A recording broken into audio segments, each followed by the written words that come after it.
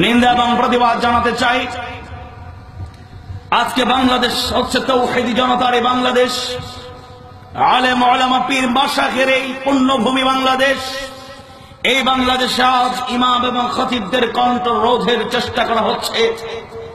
আমরা দার্থহীন কণ্ঠে কথা শুরুতেই বলে দিতে চাই, বাংলাদেশে কোন ইমাম, খতিব, আলেম ওলামা, ইসলামের অনুসারী এই নাম ব্যবহার করে কেউ যদি জঙ্গিবাদ, উগ্রবাদকে লালন করেন, সন্ত্রাসকে লালন করেন, আমরা তাদের সাপোর্ট করি না।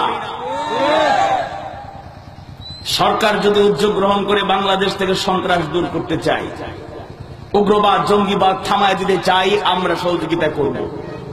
কিন্তু মুসলিম ও বিপথগামী ইসলামের অনুসারীদের দমন করার নামে আজকে মসজিদে মসজিদে এই কোরআনের আওয়াজ উচ্চকিত করা হবে, কোরআনের সঠিক এবং হক কথাগুলো বলা হবে, কূটকৌশল অঙ্কন করে আজকে হক কথা বন্ধ করার ষড়যন্ত্র হচ্ছে, ঠিক কিনা? তাওহীদি জনতার এই বাংলাদেশে সব আমরা মেনে নিতে পারি না। এবং সেই সাথে এই নিন্দাটিও জানাতে